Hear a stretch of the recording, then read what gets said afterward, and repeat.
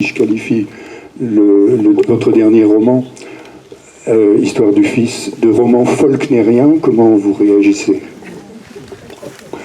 Eh bien, écoutez, ça m'honore.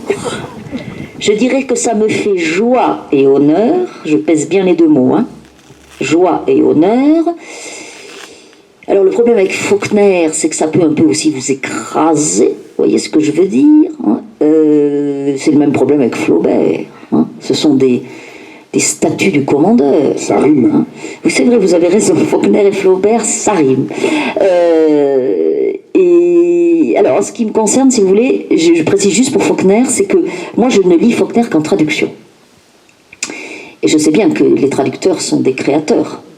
Mais j'ai le sentiment que je n'entendrai jamais la vraie langue de Faulkner, parce que je ne saurais jamais suffisamment bien l'anglais pour l'entendre. Voilà. C'est juste ça, vous voyez, la nuance pour moi. Je ne suis jamais entré, et je n'entrerai jamais, je n'aurai pas assez de temps, suffisamment profondément dans l'intimité d'une autre langue que le français.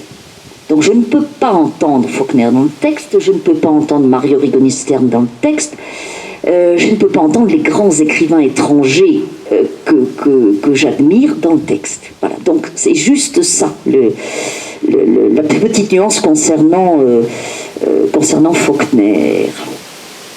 Vous savez, dans ma salle de classe, j'ai mis, dans la salle de classe où j'enseigne souvent, j'ai mis des photos d'écrivains et j'ai choisi un certain nombre.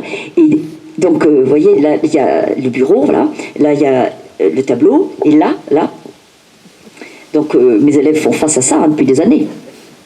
Ils sont l'un à côté de l'autre, des portraits en noir et blanc.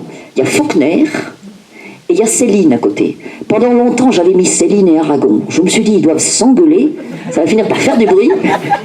J'ai mis Faulkner, hein, voilà, et j'ai mis Aragon ailleurs. Je l'ai gardé, hein, mais je l'ai mis ailleurs. Je l'ai mis à côté de Camus. Ça doit faire du bruit aussi, mais bon. Et ils sont là, quoi. Le corps de Faulkner est dans mon dos quand je suis dans ma salle de classe.